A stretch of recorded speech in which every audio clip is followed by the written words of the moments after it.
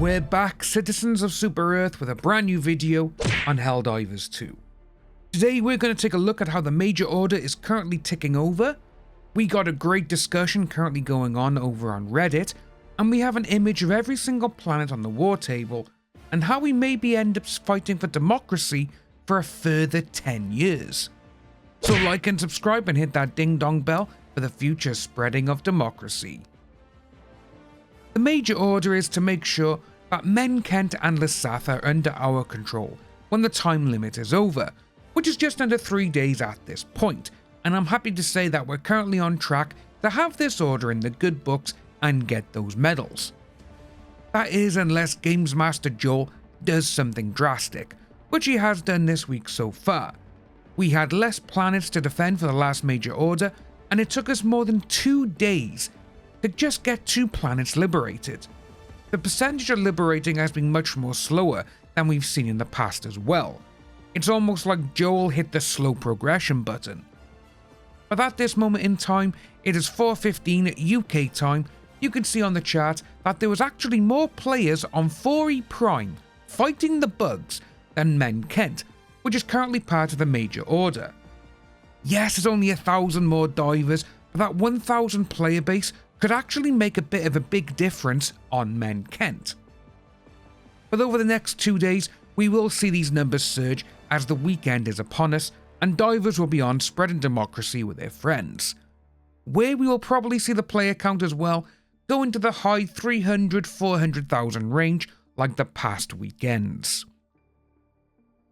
Our next story is showcasing how many planets there actually are on the war table, and let's just say we're going to be fighting democracy for the next 10 or so years.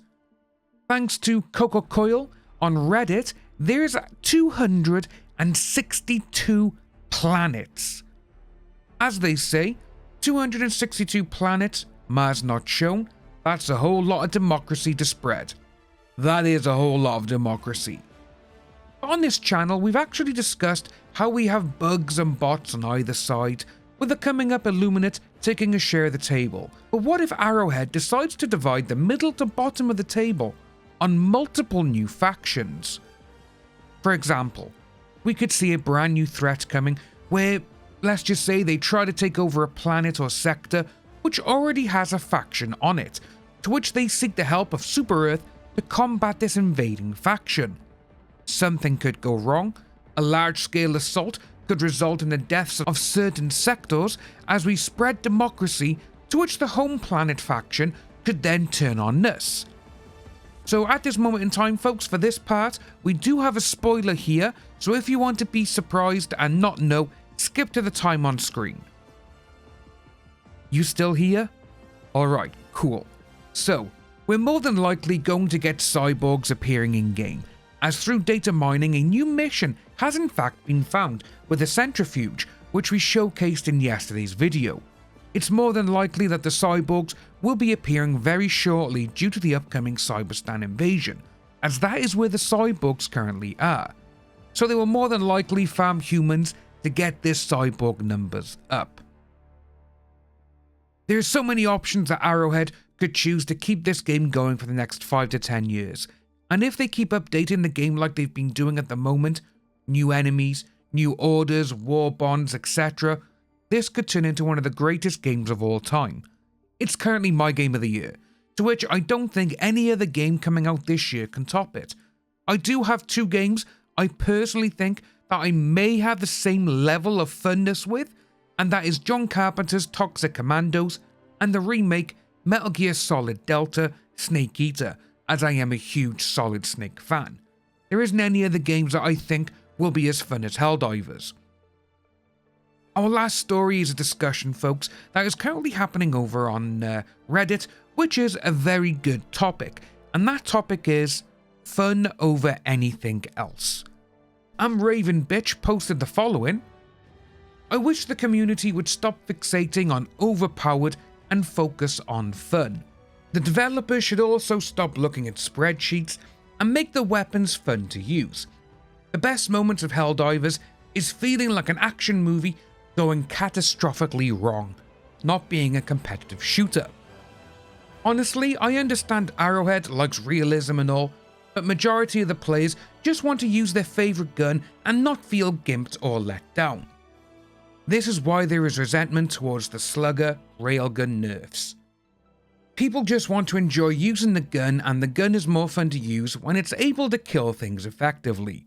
I honestly don't think a weapon being good is a bad thing.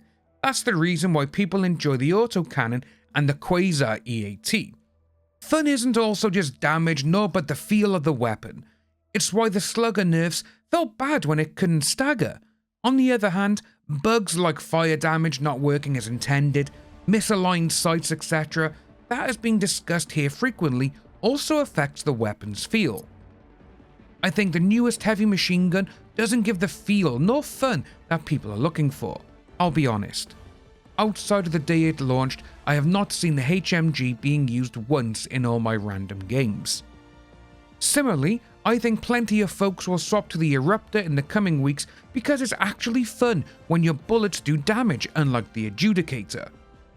I know this has been said to death, but some stratagem modifiers are absolutely anti-fun, like the AA defenses that takes away one stratagem slot for bot missions. Raven has hit the nail on the head with this. I've spoken with quite a few divers in games who play just for the fun of it. I play just for the fun of it. For the sometimes stupidity of other divers where things do go drastically wrong and the entire mission just becomes a mess, but it's a fun mess. On one of my previous videos where we were talking about the railgun being nerfed, someone commented that Arrowhead should just buff every single weapon and let us loose on the enemies, which I am all for. The game is not Call of Duty, it's not Apex Legends or Fortnite. You're not fighting other players, so there shouldn't really be any buffs or nerfs to certain things. Doing that for enemies, I understand. But can you imagine having a game with the latest and greatest mission type that you evacuate the high value assets, where every single weapon is just buffed to the max? It would be so much fun to watch the carnage unfold. Imagine Bile Titans, Hulkbusters, tanks, chargers, all being blown to bits by the buffed weapons. That would, to me, would just be so much fun. Yes, there will be people who don't want the weapons to be buffed to the max, they want more of a challenge, which I do get. But Helldivers 2 is not a PvP. It's spreading non-stop democracy. So let me know what you think about these down below, my fellow Helldivers, and let's keep spreading said democracy.